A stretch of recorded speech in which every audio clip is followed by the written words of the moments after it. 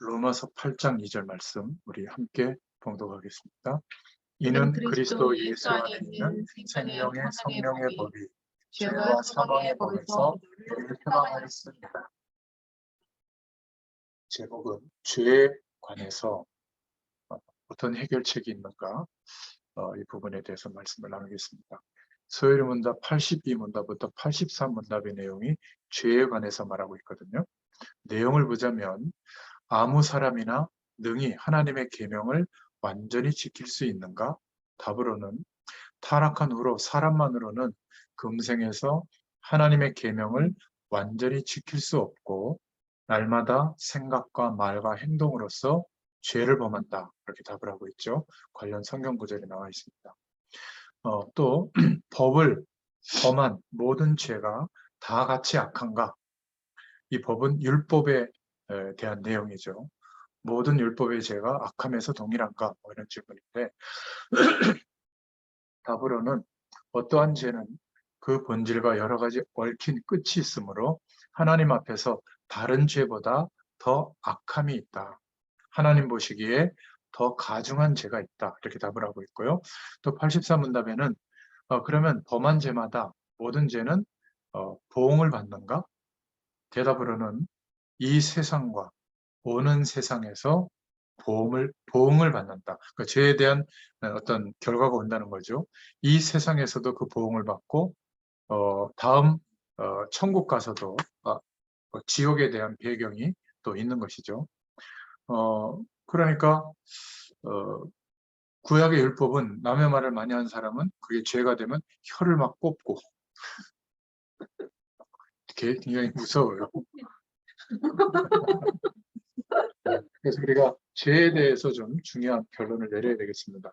서론으로 좀 말씀드릴 것은 우리가 그냥 뭐 세상 속에서 그냥 살면서 세상의 배경으로 살다가 약간 은혜 받고 이래가지고는요 믿음의 진전이 없어요. 언젠가는 되겠지, 안 됩니다. 언젠가는 세상적으로 됩니다. 그래서 복음의 결론을 내려야 된다라는 표현을 하는 이유가 뭐냐면 24시간 하나님을 바라보는 중심으로 바뀌어야 돼요.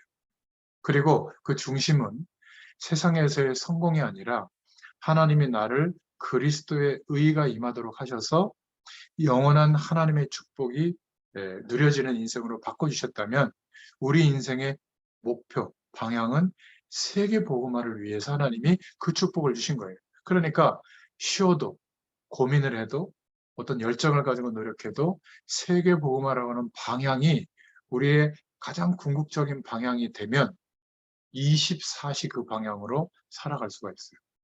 어제 저는 그 이렇게 한 벌써 20년 넘었나? 저희들이 만난 지가 30년, 20년.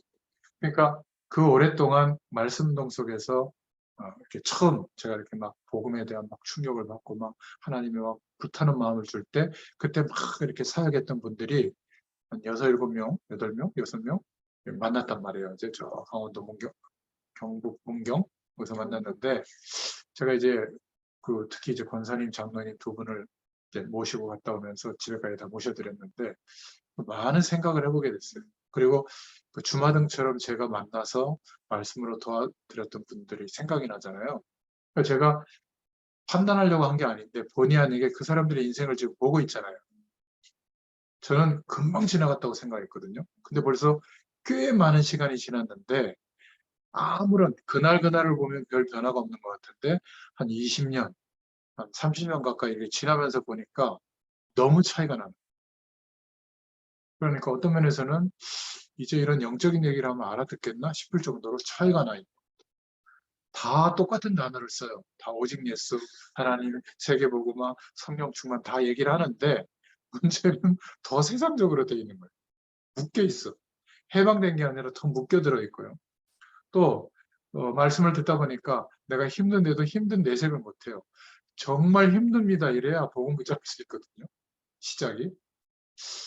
그런 생각도 좀 많이 하게 되고 그랬습니다. 그래서 세계 복음화를 두고 열심히 산다가 아니라 24시가 돼야 됩니다. 내가 하는 일, 사업 그냥 하지 말고 하나님의 이유를 가지고 24가 된다는 것은 공부하는 거죠. 공부는 학교 때 하는 게 아닙니다. 지금 시작해야 돼요. 제가 우리 말씀 시작하기 전에 잠깐 얘기 나눴지만 내가 경제활동에 대한 공부가 전혀 안 돼 있잖아요. 문화예술 분야의 분들은. 전혀 안 돼 있다고 해서 죄송하지만 이거 지금부터 공부해도 돼요. 여러분 입시 공부하는 것보다 더 공부해야 되거든요. 그럴 때 작은 기회가 주어졌을 때 그게 세계보고마의 길이 되는 거예요.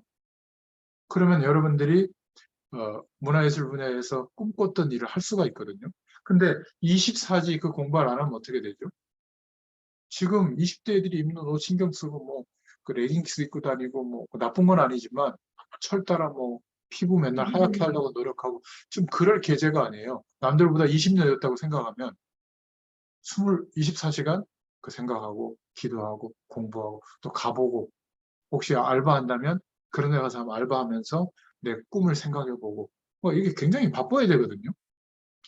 제2의 인생 말만 제2의 인생이지 어디 가서 놀 생각만 하고 오히려 더 바빠야 돼요. 그게 사실은 정상이거든요. 세계보고마를 두고 24시 살아간다는 거는. 그러니까 이렇게 방향이 설정이 되어 있고 내 삶에 이유가 있어서 오늘 하루가 성실하게 살아야 될 태도를 유지하는 사람은 평안해요.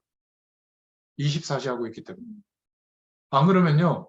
굉장히 돈벌이를 많이 하고 있는데 여전히 불안하다. 굉장히 성공한 자리에 있는데 그걸 잃어버릴까 봐 불안한 겁니다. 오늘 이 집에 2층에 공사가 있어서 이 소리가 들어가는 거 이해해 주시기 바랍니다. 이거는 제가 어쩔 수가 없는 상황이네요. 그래서 하나님이 우리에게만 주신 이면 계약이 이때 나옵니다. 당장 뭐가 막 획기적인 변화가 일어나지 않습니다.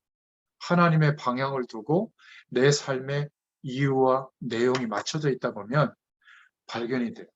저도 목회자지만 이 이면 계약이 발견이 안 됐을 때는 막연한 노력이죠. 막연한 기도고. 근데 지금은 하루 종일 제가 전도와 관련된 직접적인 일을 하지 않지만 어제 같은 경우도 하루 종일 하나님 원하시는 일을 제가 한 거거든요. 그것도 믿음의 동역자들이 어떻게 살고 있는가 보니까 참 감사하고 또 이렇게 하나님이 계속적인 은혜를 주고 있구나. 이분들의 신앙의 중심과 본질이 안 바뀌었어요. 그게 얼마나 기쁘겠습니까? 더 하고 싶은 말이 있었죠. 꼭 참고 왔는데. 그래서 금요일 날 낚시는 그쪽으로 가려고 마음 먹고 있어요. 가보니까 3시간 반이면 가겠더라고요. 자, 그러면 우리가 서론으로 지금 생각하고 있는데 꼭 해야 될 게 있는 겁니다. 그리스도로 모든 부분에 답을 낼 수 있어요. 그래야 절대 사단의 세력이 이길 수가 없는 거예요. 우리의 문제, 우리의 연약함, 우리도 실수하잖아요. 죄 짓습니다. 그래도 사단이 속이고 역사하는 통로가 되지 못하는 거거든요. 그리스도로 담났다는 말은 나는 아무리 노력해도 죄에 대해서 당당할 수가 없구나. 세상의 권세에 대해서 넘어설 수 있는 존재가 아니구나. 영적 세력에 대해서 내가 상관없는 존재가 아니구나. 근데 언제 그렇게 되죠? 성령의 도우심이 임합니다. 내가 하나님의 도우심이 있다면 가능하다라는 생각으로 주님을 바라보기 시작하면 어떤 것도 이길 수가 있거든요. 이 체험이 돼야 될 줄로 믿습니다. 기억하셔야 돼요. 사단은 우리의 학벌, 우리의 능력, 우리의 경제 상태, 인격적인 상태 전혀 두려워하지 않아요. 하나님 안 바라봐도 살만하다라는 가능성을 많이 붙잡고 있는 사람일수록 껌으로 여깁니다. 얘들만. 전혀 긴장 안 해요. 근데 오히려 그걸 공격해서 무너뜨릴 능력이 사단에게 있다는 것을 이제 눈 떠야 돼요. 우리 자녀들을 그렇게 만들 필요가 없습니다. 오직 사단은 딱 하나만 두려워해요. 좀 적어놓으세요. 그리스도를 두려워하고 그리스도로 담난 자를 두려워하는 거예요. 자, 그렇다면 양보할 수가 없는 거죠. 하루에 주어진 모두의 시간, 그 속에 적어도 1시간 정도 먼저 일어나서 깊은 기도를 왜 못하냐. 그 말은 바라봐지고 기대가 되고 구해지지가 않는다는 거예요. 하나님이 그리스도로 말미암아 우리에게 회복시켜 주신 너무 놀라운 축복이 있는데, 그것은 단어로 쓰자면 시공간을 초월하는 보좌의 능력이 임하는 거예요. 이 힘과 은혜를 가지고 하루를 꼭 시작할 수 있기를 바랍니다. 그리고 세계복음화는 지금 우리의 태도를 가지고 못합니다. 여러분들 분야와 여러분들의 경제활동과 여러분들이 하나님이 주신 계획 속에서 전 세계의 모든 사명자들을 하나님이 준비해 놨는데, 그들과 함께 할 수 있는 뭔가 방법과 시스템을 찾아야 되거든요. 그게 바로 비대면 시스템이에요. 그래서 2년 6개월 동안 극단의 고립감을 준 겁니다. 이 코로나 사태라는 걸 통해 가지고. 여러분들 분야와 인생과 삶을 통해서 그 비대면 시스템을 찾아냈어야 돼요. 하나님 주신 기회였거든요. 지금도 늦지 않습니다. 제가 여기 지난 시간에 안 했죠. 제가 메시지 올려드렸는데, 지금 모든 산업이 시공간을 초월하는 산업으로 불신자들은 바꾸고 있거든요. 그러니까 물건을 사려면 물건을 만드는 회사가 납품하는 뭐 쇼핑센터나 백화점이나 이런 데 가서 물건을 샀잖아요. 아니에요. 스마트폰을 딱 열어서 물건 이름 검색하면 쫙 떠요. 가격 싼 거부터. 거기다가 배달, 오늘 주문하면 내일 새벽에 문고리에 걸어놓은 신선식품 달걀까지 다 갖다 줘요. 그럼 여기서 살까요? 장바구니 끌고 여기 시장에 갈까요? 더 싸, 가격을. 포인트도 줘. 쿠폰도 줘, 가끔. 우리 입산도 보니까 뭐 스타컴인가 그 이마트에서 배송 딱 오더라고요. 근데 5%인가 6%인가 어떤 날은 막 10%까지 저렴해. 그럼 거기서 사지 않겠습니까? 그러니까 백화점, 큰 대형 쇼핑몰 이런 것들이 이제는 부동산에 이제 내놓는 거예요. 안 되니까. 이게 이제 구멍가게는 거의 이제는 뭐 안 된다고 봐야죠. 모든 분야가 이렇게 바뀌는 거예요. 영화를 보려면 영화관에 가야 되는데 이제는 큰 TV 사가지고 여기서 보죠. OTT 서비스라고. 그러니까 제작사가 감독이나 배우나 작가들을 막 쥐락펴락했단 말이에요. 투자금을 안 주면 되니까. 그리고 자기들이 돈을 투자한 땅을 사서 건물을 지어놓은 멀티플렉스관이 전국에 깔려 있잖아요. 거기다 자기들이 투자한 영화만 올리는 거예요. 그럼 천만 영화 만들기 쉽거든요. 다른 영화 안 걸고. 나쁘죠. 그게 멀티플렉스의 아주 그냥 횡포인데, 우리나라 영화 산업이 굉장히 아이디어도 많고 컨텐츠가 좋은데 내용이 좋은데 세계화가 안 됐던 거거든요. 근데 이제는 아예 넷플릭스라고 하는 그런 회사가 투자금을 받아가지고 감독에게, 작가에게 아예 투자금을 제작사에서 준 것보다 10배를 더 줘요. 대신 제작에 관여 안 하겠다. 단 판권을 넘기고 영화관에서 틀지 말고 인터넷에서만 틀자. 처음에는 긴가민가 했거든요. 근데 천만 영화 쉽게 나오는 거예요.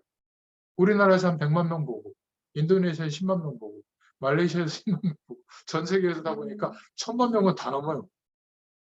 놀랍지 않습니까?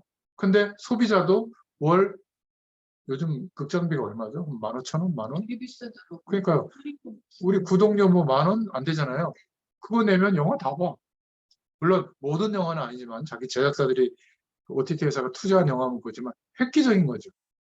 국경을 넘어서고 시간을 넘어서고 공간을 넘어서서 영화를 소비할 수 있는 산업 현장을 이 괴물들이 만들어낸 거예요. 소수의 엘리트들이.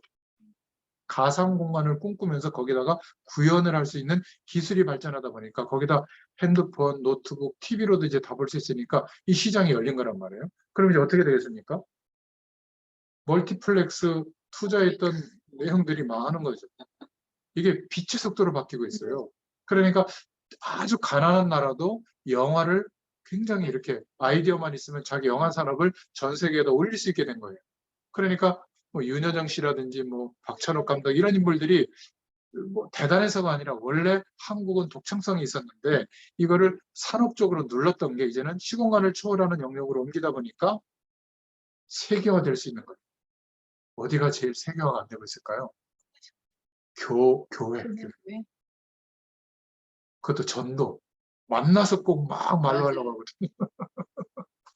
그러니까 생각해보면 하나님이 예전에는 대기업을 이루어야만 세계복음화라는 것을 상상할 수 있었는데 이제는 비대면 시대를 하나님이 급속하게 열어버리고 투자자들 돈 있는 사람 많아요. 어디다 투자할까? 그 아이디어와 세계화할 수 있는 모든 사람에게 이익이 될 만한 내용만 딱 기획만 하잖아요. 다 투자해 줍니다. 물론 이익은 내가 다 안 가져오고 9대 1로만 가져와도 막 세계적인 갑부되거든요. 그러니까 이런 시대가 열렸는데 너무 안타까운 것은 자꾸 예배당 안에만 오게 해가지고 거기서 막 주물르고 뽑고 하는 거예요. 그 전도 아닙니다. 오히려 소멸해요. 세상과 소통할 수 있는 길을 하나님이 열어줬는데 거기에 보조를 맞추지 못하는 거예요. 너무 안타까운 거죠. 지금 주유소, 엔진 관련된 정비업소 다 문 닫습니다. 향후 5년 내에. 이 전기차로 다 바뀌거든요. 전기차는 엔진이 없잖아요. 그냥 전기로 구동해주는 변환장치만 필요하거든요. 참 희한한 시대가 된 거죠. 근데 괴물 한 사람이 나타나가지고 터무니없는 얘기를 꺼냈는데 15년 전에 이게 이렇게 지금 거의 5% 넘어서 7%, 10% 가까이 가면 세계화되는 거거든요. 그러니까 전 세계 1위 기업을 만든 거잖아요. 꿈을 쫓는 기업들이. 그러면 지금 하나님이 세상을 왜 이렇게 변화시키느냐? 답은 하나예요. 세계복음화가 말로만이 아니라 비행기 타고 가고 타고 가는 사람들을 보내고 생활비 보내고 이렇게 해서 한 10년, 20년, 30년 지나서 학교를 짓고 뭐 거기다 교회를 세우고 막 지금 이런 시대가 아닌 거예요.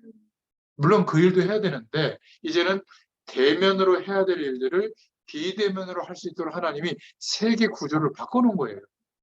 그러면 세계복음화 이렇게 얘기할 때 우리 분야와 우리의 전도와 선교도 비대면으로 8, 90%는 움직일 수 있는 가능성을 준비해 놓고 대면으로 만나는 거예요. 만나고 나서는 계속 안 만나도 비대면으로 연속적인 사역이 가능하도록 하나님이 준비해 주셨단 말이에요. 공짜예요. 제가 왜 이렇게 말씀을 드리냐면 24시 전도와 선교를 생각 안 해요. 이렇게 좋은 도구와 수단이 지금 나왔는데도 여전히 비행기 타고 갈 생각만 하고요. 선교사님 후원하는 생각만 하고 그건 해야 됩니다. 근데 비대면을 두고 우리가 직접 선교에 동참할 수 있는 길이 열렸고 너무 눈을 안 뜨니까 아예 200만 명 이상씩 다민족 사람들을 우리나라에까지 보내가지고 요소요소에 지금 있거든요. 이 사람들이 와서 하는 일이 뭐죠? 모슬렘들은 와서 100만 원 이하 받는 사람들이 지금 150개, 200개 기도 쳐서 소성전들을 쫙 깔아놨어요, 전국에. 우리가 먹고 사는 일에 분주할 그 사이에. 전도의 노력과 방법으로 보면 집니다. 그런데 우리에게는 비대면이라는 시대가 열리고 있거든요. 제가 이렇게 말만 자꾸 하는데요. 이것도 하나의 비대면을 두고 준비하는 건데 이거는 아예 시작 단계 줌을 활용하는 거예요. 이제는 이런 얼굴이 아니라 이제 저와 여러분의 아바타들이 지금 와가지고 여러분 제가 이렇게 우습게 얘기하지만 이게 금방 지금 실현된다니까요. 지금 애플에서는 이제 핸드폰으로 하던 모든 활동을 이제 그걸로 하려고 지금 6월달 중순에 이렇게 아마 오픈한 것 같은데 지금 한꺼번에 이렇게 오픈하려고 이제 관련된 어떤 어플리케이션이나 이런 것들이 또 나오겠죠. 그러면 이제 그 안에서 내 아바타를 통해 가지고 쇼핑도 하고 영화도 보고 강연도 듣고 만남도 일어난단 말이죠. 아, 그거는 너무 비인간적이지 않냐? 그 사단의 문화 아니냐? 아니에요. 하나님이 허락했다면 우리가 전도와 선교를 두고 활용할 수 있어야 되거든요. 그러니까 예전에는 전 세계 사람들을 다 모으는 게 불가능했어요. 어마어마한 비용이 드는데 가능한 거예요. 그 메타버스 공간 안에 예를 들어서 컨퍼런스를 열면 너무나 쉽게 오는 거예요, 사람들. 거기서 얼마든지 메시지와 집회 분위기를 낼 수 있거든요. 그거를 딱 끼면 입체로 이제 느끼게 된단 말이에요. 연주에도 한번 생각해요. 그러면 지금 준비해야 될 게 뭘까요? 퀄리티 있는 음질의 음원을 만들 수 있는 스튜디오나 장비를 공부하셔야죠. 개인 집에도 얼마나 가능해요? 요즘 개인 집에 그 이렇게 레슨하다 보면 방음 다 해놨잖아요. 시대를 앞선 거예요, 방음을 집에다 해놓은 거는. 근데 눈만 조금 돌리면 얼마든지 소통할 수 있는 장비 몇 개만 구입하면 되거든요. 피아노 한 작곡보다 훨씬 싸요. 그러니까 엄청난 시대가 열리고 있다. 이거를 누구에게 보여주시죠? 세계복음화를 두고 별것 아닌데 말씀 붙잡고 하루를 살아가고 성실히 살아가는 사람에게 이면계약으로 보여주십니다. 여러분, 요셉, 다윗, 대단한 사람처럼 생각하잖아요. 하나님이 보여주셨기 때문에 시대를 리드할 만한 응답의 선봉에 서게 된 거죠. 그러니까 자꾸 이런 메시지를 하면 저 목사님은 너무 그냥 사랑해라, 기도해라, 11점 복 받는다 이렇게 1대2, 2대2, 3대2 간단하게 말하면 되는데 우리 집사람이 그래요. 너무 설명이 많대 저거. 그렇게 설명하는데도 안 붙잡아요. 나는 아니라고 생각하는 거예요. 여러분들은요. 남들이 없는 게 있어요. 뭔지 알아요? 제가 얘기해 드릴까요? 원소스를 만들어낼 수 있는 달란트가 있잖아요. 근데 뭐가 없는 줄 알아요? 그 원소스가 그대로 세상에 내놓으면 아무도 안 들어요. 많은 사람들이 힘들어하는데 치유할 수 있는 분야의 내용을 찾아야 되거든요. 그거 한번 찾아보세요. 그러면 엄청난 답이 됩니다. 지금 사람들이 뭘 듣죠? 이거 딱 꽂고 무슨 저 대중음악 중에 뭐 그 뭐야 이제 애들이 부르는 뭐 인생을 노래한 그런 거 듣는 그 삶의 위안이 된다고 뭐 성시경의 뭐 무슨 노래 벚꽃 엔딩 뭐 무슨 뭐 잘 자요 나오는 그런 뭐 노래 있나 모르겠는데 뭐 그런 거 들으면서 요즘 뭐 20대, 30대, 40대가 뭘 인생을 하고 세계관이 거기 들어있겠어요. 그걸 듣고 앉았다니까요. 그럼 어떻게 되죠? 더 우울해지지. 감수성은 더 예민해지는데 채워지지 않으니까 자살할 수도 몰라요. 너무 그걸 많이 들어요. 그것을 메꿀 수 있는 답이 되는 음악을 공부하신 거예요. 난 첼로 음악, 첼로 그 소리 너무 사모하거든요. 근데 들어보면 그냥 복잡하기만 하고 막 연주자들 들으면 뭔가 잘하는 것 같은데 우리 일반 사람들은 별로 안 하다. 네, 그리고 배경들에 그래서 인터넷에 쳐보면 그 어쨌다는 거예요. 뭐 클래식 분야 이런 메시지가 도대체 어쨌다는 거예요. 우리 삶에. 물론 더 훌륭한 분들은 거기에서 삶의 위안을 얻겠지만 대다수의 사람들에게는 별로 이렇게 거리감이 있는 거거든요. 오히려 그런 연주는 뭐 몇 년에 한 번 연주, 뭐 양복 같은 거 입고 제대된 연주회에 가서 아주 0.1%에 들어간 사람들의 연주를 들으면 조금 감동받을까? 그 나머지는 그러면 필요 없다는 말이냐? 아니에요. 전 세계 사람들을 한번 바라보세요. 어떤 음악적인 요구감이 있는가? 우리 분야의 음악을 가지고. 이 공부를 하셔야 된다니까. 근데 이런 사람이 없을 것 같잖아요. 너무 많아요. 불신자들 중에. 그들이 먼저 그 현장들을 녹화한 것들을 보고 복음으로 재해석해버리면 정말 중요한 답들이 있어요. 그러니까 내가 좋아하는 연주도 이렇게 한번 해보세요. 이렇게 준비하시고 하나 그 원곡을 준비해 나가면 부족한데도 없기 때문에 유일한 소스가 됩니다. 그거를 스토리텔링이라고 하는데 우리나라 그 이 대본, 영화, 드라마가 왜 세계에 뜨냐면 다 똑같거든요. 세계는 뭐 SF 나오면 SF, 뭐 이상한 세계관이 나오면 우리나라는 막 독특해요. 우리 집사람이 요즘 보니까 뭐 보는 드라마에서 이렇게 옆에 이렇게 보다 보니까 저도 이렇게 가끔 같이 보는데 현재는 뭐 멋있단가 드라마가 있더라고요. 보니까 되게 이렇게 보통 사람들의 얘기인데 재밌게 해놨어요. 제목이 참 기발하잖아요. 그 이름이에요. 둘째 남자의 이름. 아, 현재. 네. 현재는 아름다워 아니에요? 현재는 아름다워 맞네. 좋은 말씀. 그러니까 굉장히 기발해요. 그 아이디어와 내용들과 소재들을 보면 이것을 세계화할 수 있는 이제 시간이 딱 되니까 빛을 발하기 시작하죠. 예전에는 굉장히 한국의 대중음악이 이상하다고 생각했는데 찍어내듯이 집단 칼군무에 근데 거기에 세계 사람들, 청소년들, 젊은이들에게 메시지를 담으니까 BTS 노래가 그 음악적으로는 별로 그렇게 완성도가 높지도 않는데 메시지가 이제 사람들을 치유하는 거거든요. 참, 우리는 이 복음이 있는데 우리는 왜 이렇게 세계화를 못할까? 제 기도 제목이에요. 여러분 진짜 계속 기도하시기 바랍니다. 자, 그렇다면 오늘 말씀은 답이 될 겁니다. 죄가 계속되거든요, 우리에게. 그럼 이 죄에 대한 부분을 어떻게 우리가 복음적으로 이제는 이해하고 또 복음적으로 해결받을 수 있는 답을 가져야 될 건가? 그러려면 먼저 죄에 대해서 좀 살펴보면 창세기 3장 하나님을 떠난 이후에 모든 인간은 도덕적이고 윤리적인 죄가 아니라 하나님과 함께 해야 되는 인간인데 하나님을 떠나서 출생해서 하나님 없이 살만하다라는 가능성을 두고 열심히 사는 인생이 된 거예요. 그걸 보고 죄라고 말하는 거예요.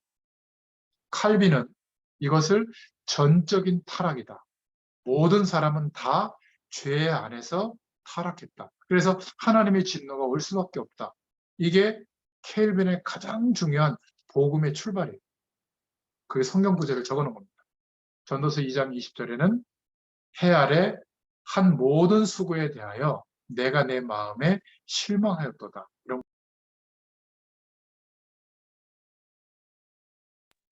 만일 우리가 죄가 없다고 말하면 스스로 속이고 또 진리가 우리 속에 있지 아니할 것이요. 이렇게 말하고 있고 요한일서 1장 10절에는 만일 우리가 범죄하지 아니하였다 하면 하나님을 거짓말한 이로 만드는 것이니 또한 그의 말씀이 우리 속에 있지 아니하니라. 어떤 사람들은 간혹 말씀 신부를 하다 보면 죄 없는데요. 굉장히 성실하게 살았는데요.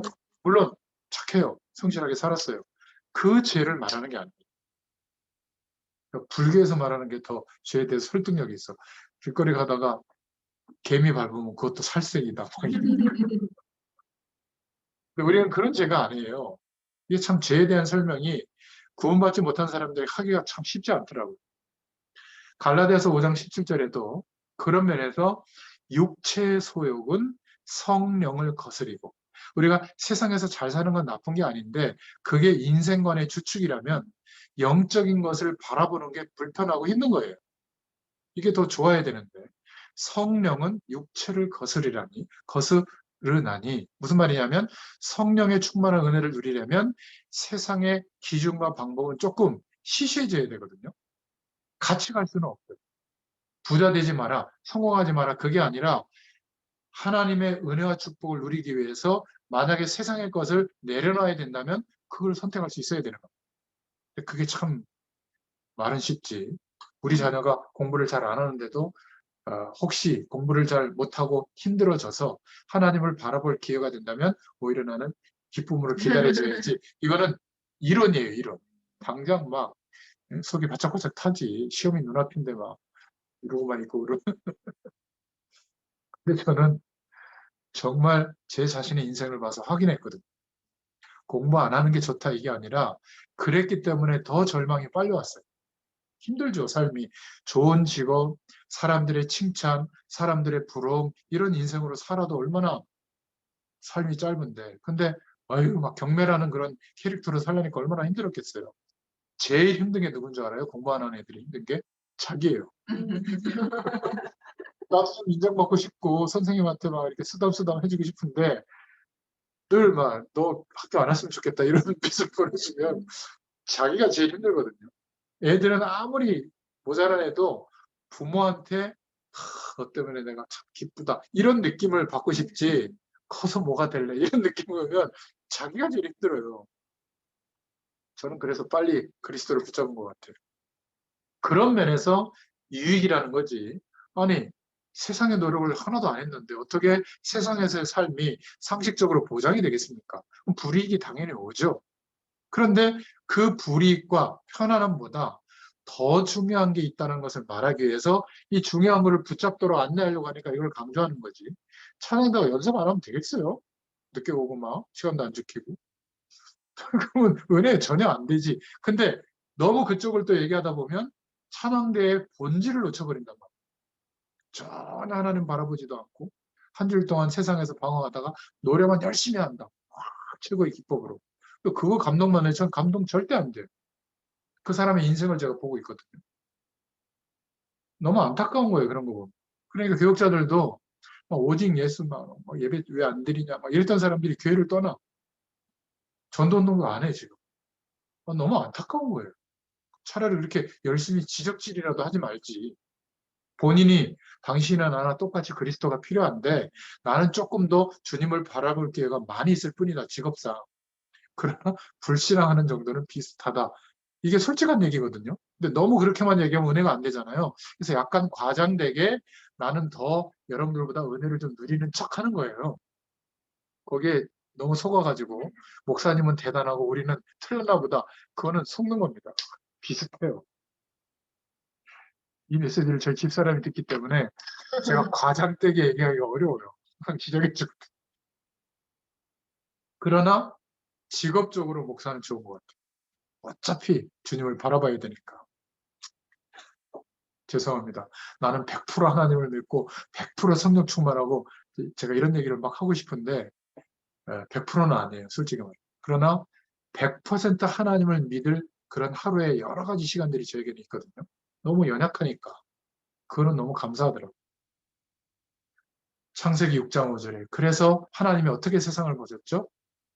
사람의 죄악이 세상에 가득한 것으로 보고. 아니 그렇게 나쁜 일 많이 한 것도 아닌데 하나님이 올 때 하나님 안 바라보고도 행복할 수 있다라고 여기고 사니까. 그의 마음으로 생각하는 모든 계획이 다른 사람 죽이는 게 아니에요. 하나님 없어도 살만하다고 생각하고 노력하는 계획이니까 어떻게 창세기 6장 5절에 보니까 항상 악할 뿐임을 보시고 어떻게 하기로 했죠? 심판하기로. 저는요, 복음의 눈으로 성경을 다시 보게 되면서 우리가 너무 반대로 생각한 게 많구나. 우리가 연약해져 있을 때 하나님을 바라보는 그 중심이 괜찮아져 있을 때도 더 커야 되는데 우리는 자꾸 연약해진 순간을 하나님이 허락하셨다면 기회가 온 거잖아요. 24시간 주님을 바라볼 수 있는 삶의 태도로 바꿀 기회가 왔는데 오히려 더 절망을 하게 돼요. 또 원망을 하게 되고 참 사단은 교묘하구나 이런 생각을 하게 됩니다. 사도행전 8장 21절에 여호와께서 그 향기를 받으시고 그 중심에 이르시되 내가 다시는 사람으로 말미암아 땅을 저주하지 아니하리니 이는 사람의 마음이 계획하는 바가 어려서부터 악함이라. 내가 전에 행한 것 같이 모든 생물을 다시 멸하지 아니하리니. 홍수심판 이후에 하신 말씀인데 어려서부터 악하다는 표현은 하나님의 표현은 우리가 생각하는 악하다는 것과 조금 결이 달라요. 하나님을 바라보지 않고 시공간을 초월하는 하나님의 능력으로 사는 존재인데 그것 없어도 가능한 존재라고 여기는 것 이거를 악하게 보시는 겁니다. 로마서 3장 6장 21절에 그래서 모든 사람이 죄를 범했다. 하나님이 볼 때 의인은 한 사람도 없다라고 보시는 겁니다. 여기에 우리가 들어가 있는 거예요. 우리는 의인이 되어졌는데 그리스도의 의로 하나님의 의가 임했는데도 불구하고 육신을 입고 있기 때문에 스스로의 힘과 노력으로 어떤 훈련된 정도로 악에 대하여 죄에 대하여 이길 수가 없어요. 그래서 항상 하나님께 도움을 구하는 성령의 도우심을 기대하는 그런 하루가 되어야 될 줄로 믿습니다. 하나님이 가장 믿음 있는 사람으로 보는 거예요. 야고보서 3장 2절부터 23절에도 보니까 그 중에 제일 많이 짓는 죄가 혀로 짓는 죄래요. 지옥에 가면 제일 환영받는 게 우리의 혀랍니다. 혀에 대한 고통이 제일 많다. 이렇게 우스갯소리를 하던데. 자, 두 번째. 그러면 죄 중에서 다 똑같은 죄인가? 성경은 더 큰 죄도 있다고 말하고 있습니다. 에스겔서 8장 6절에 보니까 하나님이 보시기에 크게 여기는 죄, 가증하게 여기는 죄가 뭐냐면 우상숭배의 죄. 진리가 아닌데 진리처럼 여기고 영적 현상을 체험하니까 대단한 신적 결과라고 생각하거든요. 에스겔서 13장 15절에도 보니까 하나님이 막 분노하시는 죄가 있는데 그게 바로 허탄한 것을 말하며 이렇게 하면 성공한다. 이런 거. 거짓 점을 치는 죄. 요한일서 5장 16절에도 보니까 사망에 이르게 하는 죄가 있는데 우상 숭배를 말하고 있습니다. 시편 78편 17절에도 계속해서 하나님이 범죄로 여기는 죄가 있다고 했는데 뭐냐면 하나님의 약속을 신뢰하지 않는 것. 우리는 항상 이 죄를 범하고 있어요. 세계 복음화 때문에 우리를 구원했다고 하나님은 항상 말씀하시는데 아직 아니에요. 더 축복해 주시면 항상 하나님의 언약을 신뢰하지 않고 있는 죄인이에요. 의롭게 여길 수가 없어. 근데 하나님은 의롭게 여겨주시니까 감사하긴 한데 참 부끄러운 거죠. 시편 78편 32절에 여전히 범죄하고 있다라고 여길 때가 언제죠, 하나님이? 하나님의 언약을 믿지 않을 때. 시편 78편 56절에도 하나님을 시험하고 하나님께 반항한 죄는 더 큰 죄다. 이렇게 말하고 있습니다. 자, 그러면 죄에 관해서 세 번째로 죄는 보응을 받습니까? 받는다고 되어 있습니다. 그래서 회개해야 되는 거예요. 대속의 은혜를 입었지만 우리가 실수를 범하고 또 죄를 지었을 때는 빨리 돌이켜야 되는 겁니다. 그 돌이킨다는 게 하나님께 인정하고 똑같은 죄에 대해서 성령의 도우심을 구하면 죄의 문제에서 해방되게 됩니다. 에베소서 6절에 하나님의 진노가 불순종의 아들들에게 임한다 이렇게 말하고 있고요. 또 갈라디아서 3장 10절에도 무릇 율법 행위에 속한 자들은 저주 아래 있나니 기록된 바 누구든지 율법책에 기록된 대로 모든 일을 항상 행하지 아니하는 자는 저주 아래 있는 자라 하였습니다. 그런데 율법대로 항상 행할 수 있어요? 없죠. 그래서 은혜의 법이 우리에게 주어진 게 된 거예요. 은혜의 법은 뭡니까? 그리스도로 말미암아 하나님의 도움, 성령으로 역사하시는 하나님의 능력의 도움을 받을 수 있는 축복의 길이 열리게 된 거예요. 그러니까 행할 수 있게 된 건데 행하지 않는 게 죄라고 말하는 거예요. 왜 행하지 못하죠? 성령의 도우심을 구하지 않고. 어떤 사람은 에이 뭐 괜찮아. 괜찮은 죄는 없어요. 예레미야가 3장 39절에도 살아있는 사람은 자기 죄들 때문에 벌을 받나니 어찌 원망하냐. 구약의 말씀이지만 이런 말씀이 있고요. 또 마태복음 25장 41절에는 왼편에 있는 자들에게 이르시되 저주받은 자들아 나를 떠나 마귀와 그 사자들을 위하여 예비된 영원한 불에 들어가라. 이렇게 말하고 있습니다. 자, 여기까지 얘기하면 혹시 이 말씀을 듣는 분들 중에 인상이 보입니다. 다 걸려드는데 솔직한 사람들은 다 해당되는데 어떡하지? 이럴 수 있어요. 아니면 나는 괜찮아 이런 사람도 있는데 그런 분들은 더 이상 복음이 필요 없는 분들이에요. 나는 괜찮다라고 하는 사람들이 심각한 사람들입니다. 어떡하지? 나는 여기 죄에다 걸려드는데 이게 정상인 거예요. 그렇다면 나의 해결책이 아니라 우리의 노력하는 인생의 해결책이 아니라 하나님이 주신 해결책을 붙잡아야죠. 믿어야죠. 이게 중요한 겁니다. 큰 두 번째로 하나님이 주신 해결책은 로마서 8장 2절에 그리스도를 보내셔서 완전히 이 원죄의 문제와 자범죄의 문제와 앞으로 지을 죄의 문제까지 해결하신 거예요. 어떻게? 아예 우리의 존재를 옮기셨어요. 생명으로. 그리고 하늘 배경으로 누릴 수 있도록 구해야만 체험되는 게 아니라 하늘 배경을 허락하시는 하나님이 영으로 함께하고 계시는 거예요. 이것을 인정하고 바라보기만 하면 이 축복이 임합니다. 요한일서 1장 9절에 우리의 자범죄도 자백하면 없애시는 거예요. 아니 없앤다기보다는 대속의 은혜가 임하도록 역사하시는 겁니다. 흰눈처럼 깨끗하게 여겨주시죠. 똑같은 죄를 계속 범해도 괜찮다? 그거는 성경적이지 않습니다. 같은 죄의 유혹을 거절하지 못할 때, 자기 힘으로 못할 때 반드시 기도해야 됩니다. 성령의 도우심을 구하면 이길 수가 있어요. 하나님의 힘으로 이기게 되는 거죠. 죄는 영적인 거라 우리의 힘으로 못 이깁니다. 세상 권세도 못 이겨요. 누가복음 15장 11절부터 32절에 그래서 회개하고 돌아오면 용서해 주시는 뿐만이 아니라 오히려 축복해 주세요. 이게 하나님의 은혜입니다. 그 비유가 탕자의 비유예요. 아버지께 돌아왔더니 환영하고 장치까지 열어주시고 다시 축복해 주죠. 진짜 깨달아 버리면 연약한데 죄를 범하고 있는데 하나님의 은혜를 깨달으면 축복으로 더 바뀝니다. 그래서 욥기서 23장에도 보면 진짜 회개하면 하나님이 뜻을 돌이키십니다. 너무나 중요한 축복이죠. 그렇다면 세 번째로 구원받은 자가 범죄하면 어떻게 되는가? 구원받은 자는 범죄합니까? 안 합니까? 네. 하죠. 많이 합니다. 어떻게 될까요? 구원받은 자가 악한 습관이 있으면 어떻게 될까? 내 마음대로 안 되는 상태가 분명해요. 악한 습관은. 구원받았는데도 영적 문제가 심각할 정도로 습관이 되어 있으면 어떻게 될까? 심지어 가정이 파괴될 정도로 습관이 악하면 어떻게 될까?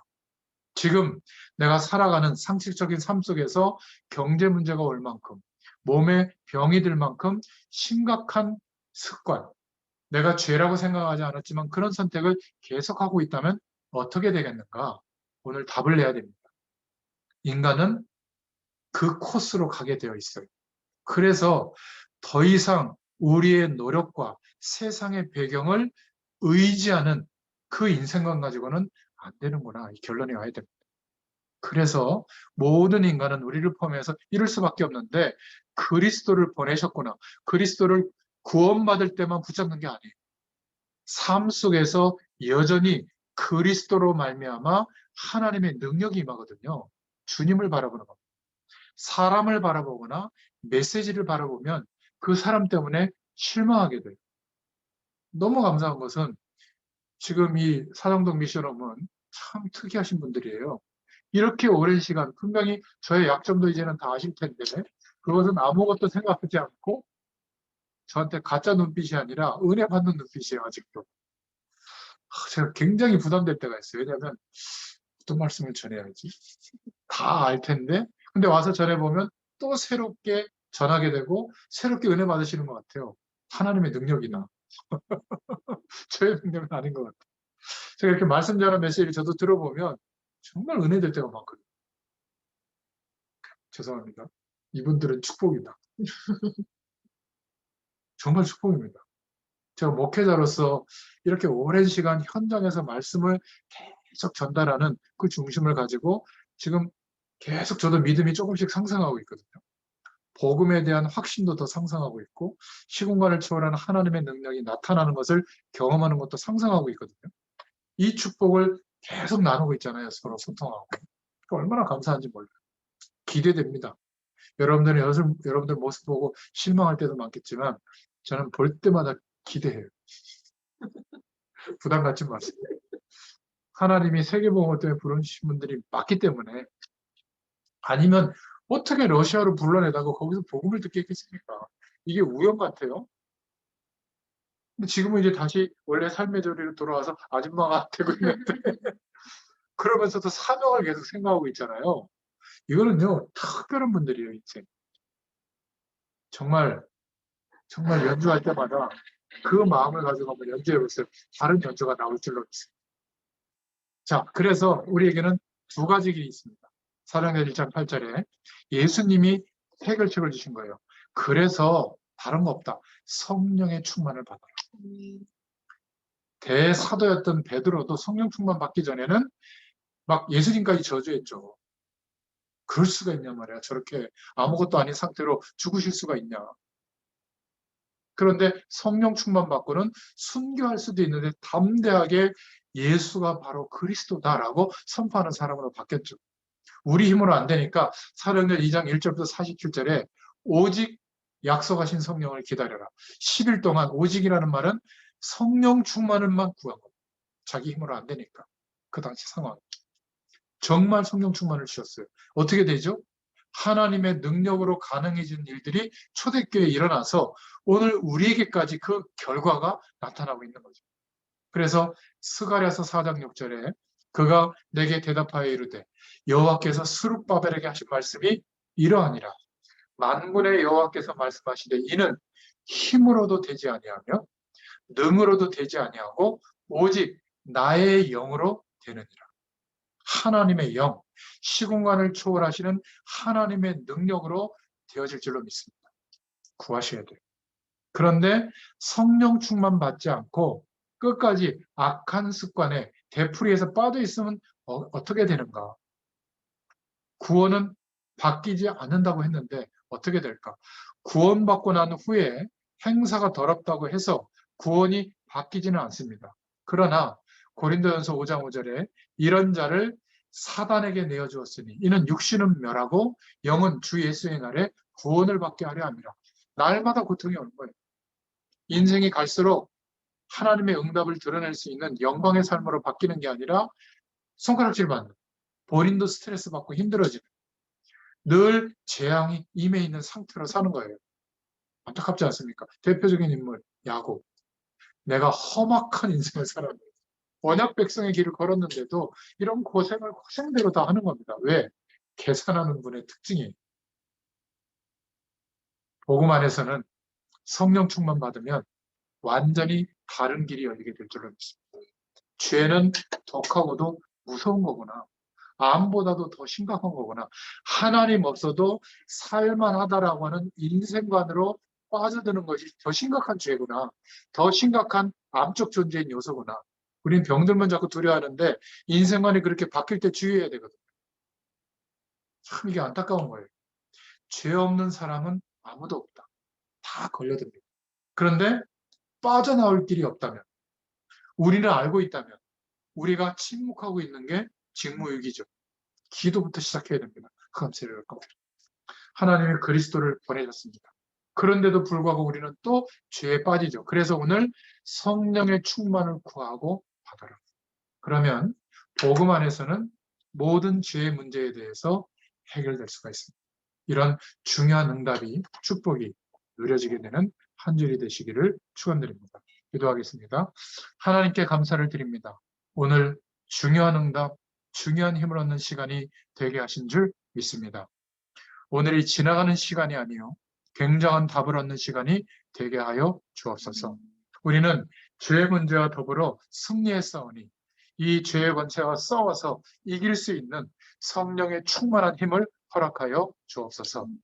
죄의 종들이 움직이는 곳에 흑암 세력과 사단의 권세가 결박되게 하여 주옵소서. 우리 분야에 또 우리 가정의 후대들이 힘을 얻는 축복의 시간이 되게 하실 줄 믿습니다. 감사드리며 예수님의 이름으로 기도드렸습니다. 아멘. 감사합니다.